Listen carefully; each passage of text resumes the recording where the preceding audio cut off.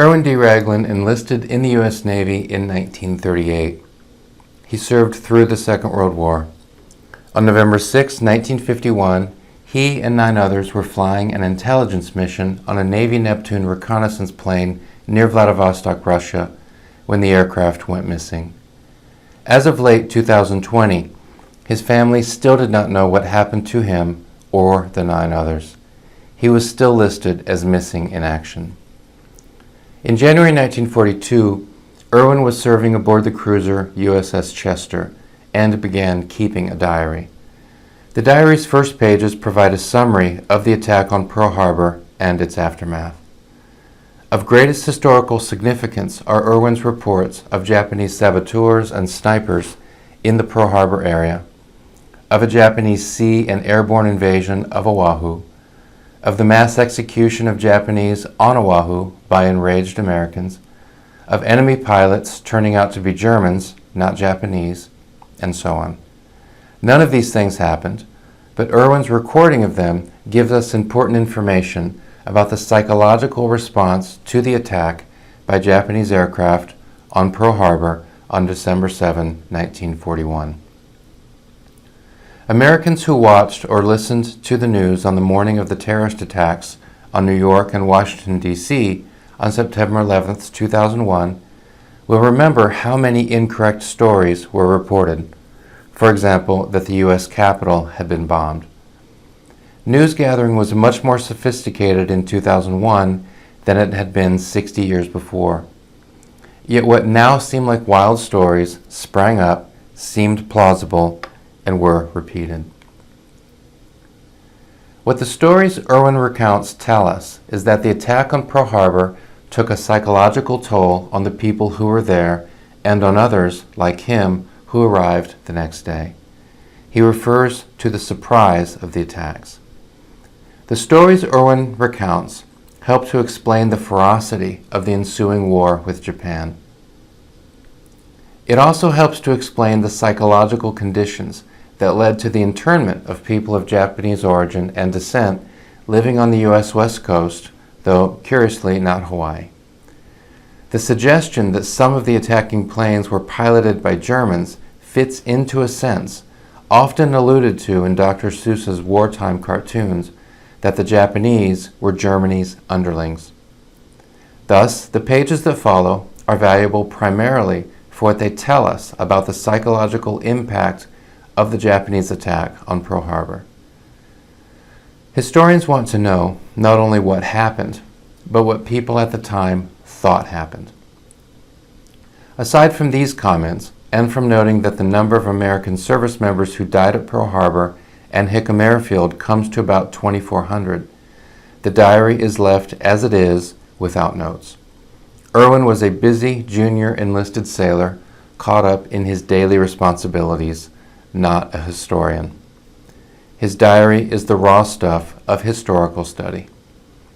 The text has undergone minor editing. Scans of the original can be found at the end of this video. Given Erwin's status as missing in action since 1951, we are fortunate to hear from him in the form of a diary written by a young man experiencing the stress of war for the first time.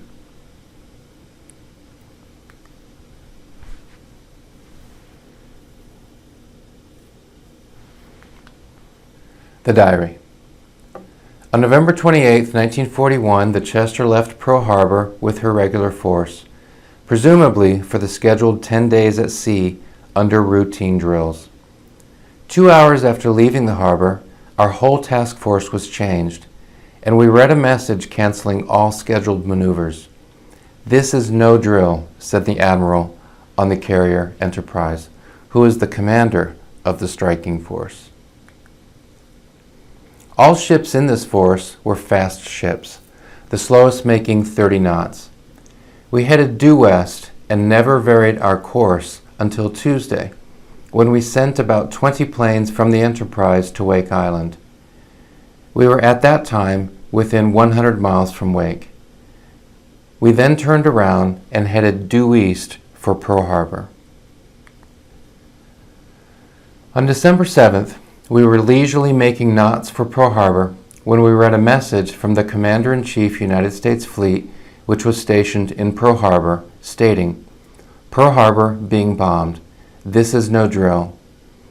Everyone believed it to be a drill, because oftentimes certain forces would simulate attacks just for drill, so no one worried.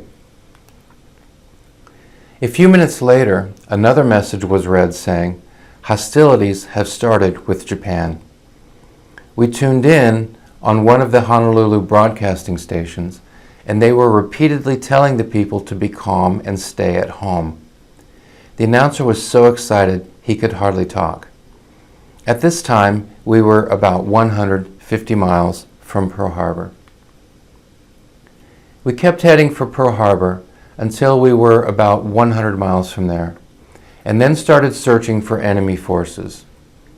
We tuned on different naval circuits and intercepted messages as Arizona on fire, 5 enemy transports trying to land troops at Nanakuli Beach, parachute troops landing at different points, etc.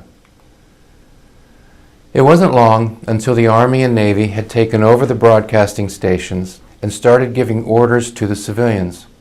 All this sounded like a fairy tale to us, and we thought these were a lot of exaggerations when we heard of the destruction of Pearl Harbor. The first attack was made at 8 a.m. on Sunday.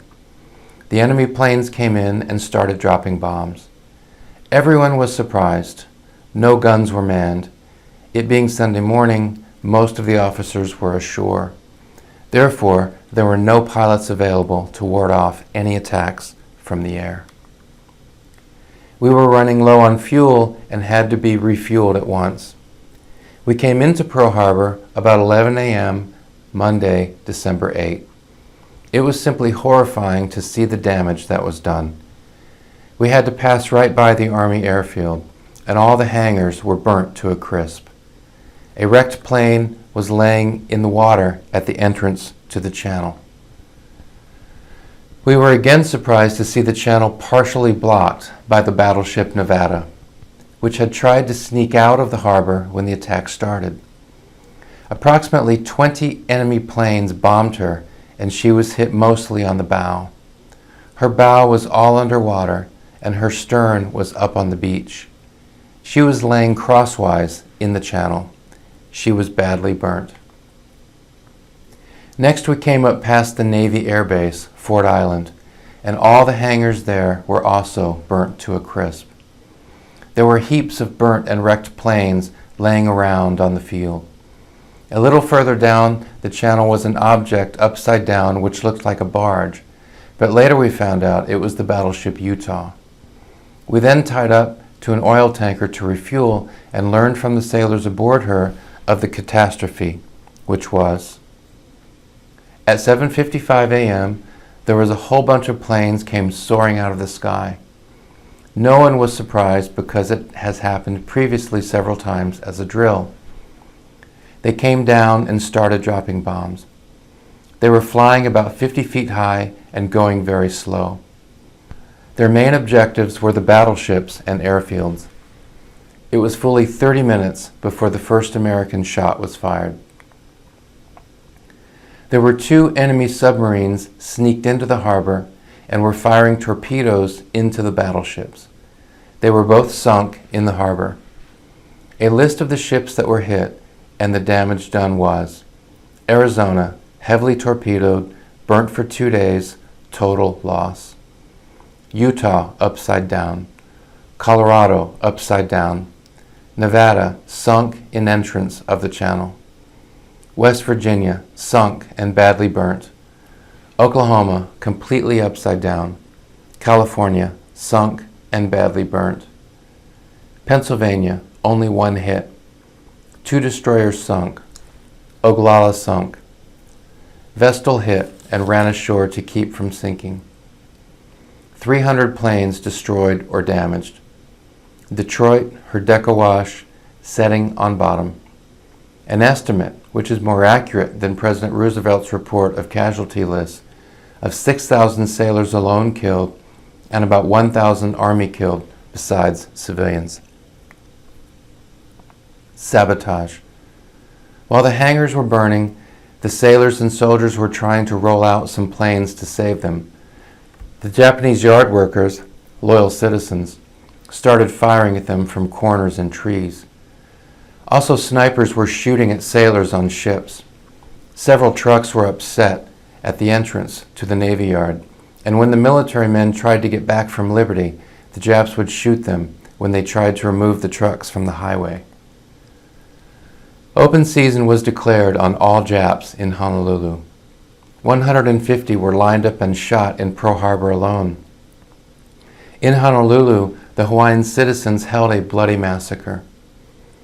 Sunday night was to be a total blackout, and the Japs would leave their lights on, used high-powered flashlights, and were seen signaling and using shortwave radio transmitters. Jap taxi drivers refused to bring sailors back to Pearl Harbor. They were killed, and the sailors brought their taxis back anyway. Same applied to buses. There were approximately 40 enemy planes brought down, and most of them were piloted by white men, presumably Germans. There was one pilot that wore a McKinley High School ring, Honolulu.